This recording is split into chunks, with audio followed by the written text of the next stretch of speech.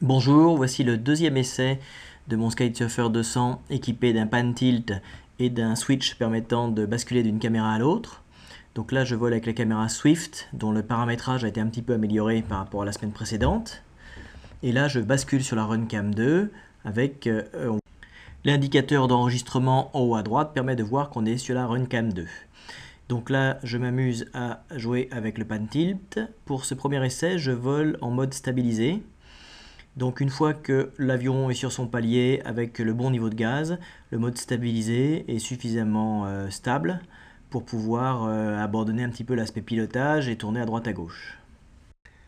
Maintenant j'utilise la fonction Hold du PitLab, c'est-à-dire que c'est un vol automatique où l'altitude, l'attitude et la direction sont conservées.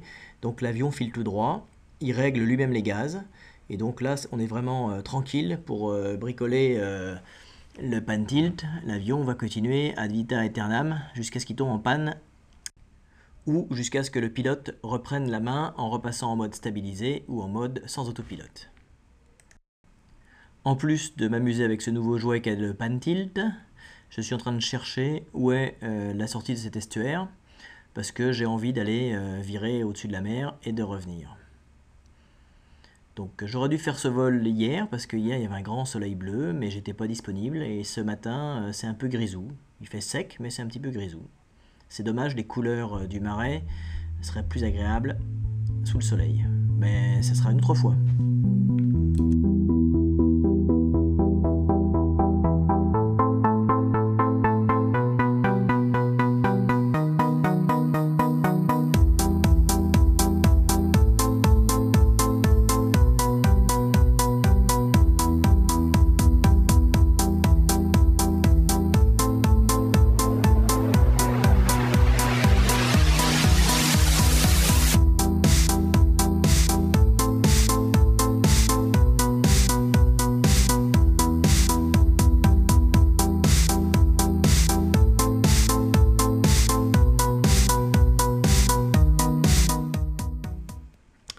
Voilà, l'estuaire approche, maintenant il est nettement visible.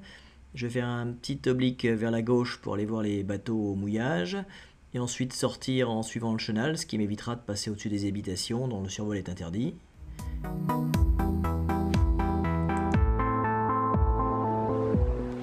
Bon, même s'il donne des résultats convenables, ce pan tilt est un petit peu léger, il est régulièrement pris de tremblotements, qui ne sont pas cette fois-ci dus à une interférence entre l'antenne et le cerveau qui anime le pan tilt, mais plutôt au fait que la structure est un peu légère et elle rentre en vibration par moment.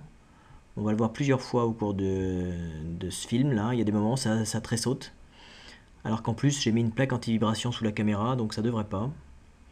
Et c'est dommage, ça bousille certains morceaux de vue quoi. Voilà, là ça saute.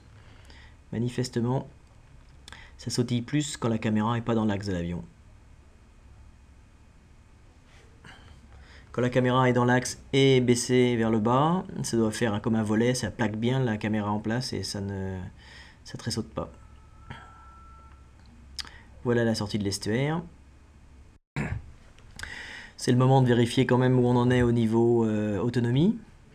Donc je suis à 4500 mètres de mon point de départ. Ma batterie moteur vient de passer à 11 volts 2, donc je suis à la moitié de la consommation. Ma batterie vidéo est à 11 volts 9, donc il y a tout ce qu'il faut pour rentrer. Par contre, on constate que je vais beaucoup plus vite, 53 km/h au sol par rapport à 38 km/h dans l'air. Donc en fait, j'ai un petit peu de vent arrière, donc ça risque de ramer un petit peu au retour.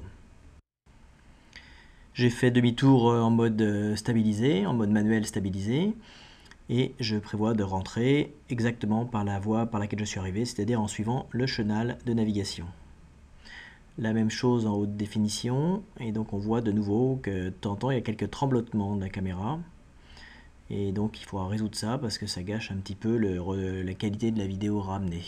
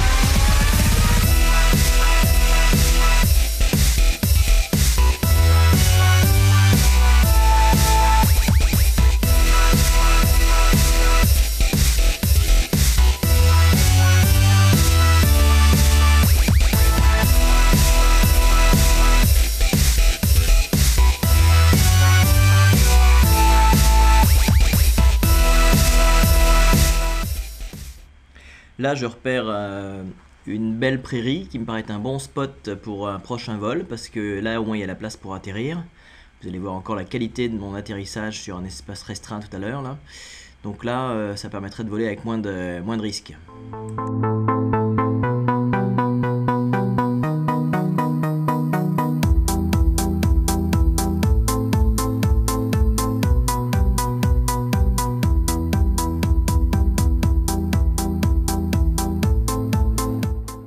Un petit passage à basse altitude au-dessus du pilote et de sa voiture.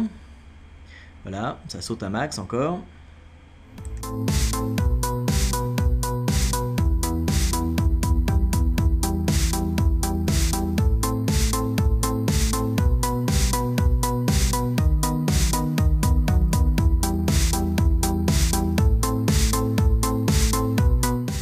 Je viens de passer cet avion sur ma Taranis. Avant, je volais en Turnigy 9X.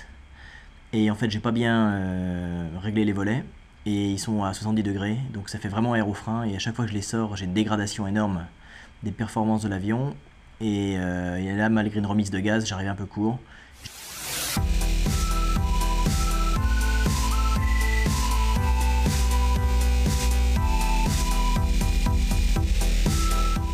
On va voir la même phase cette fois-ci avec l'OSD. Il faut surtout regarder les vitesses air et les vitesses sol à gauche.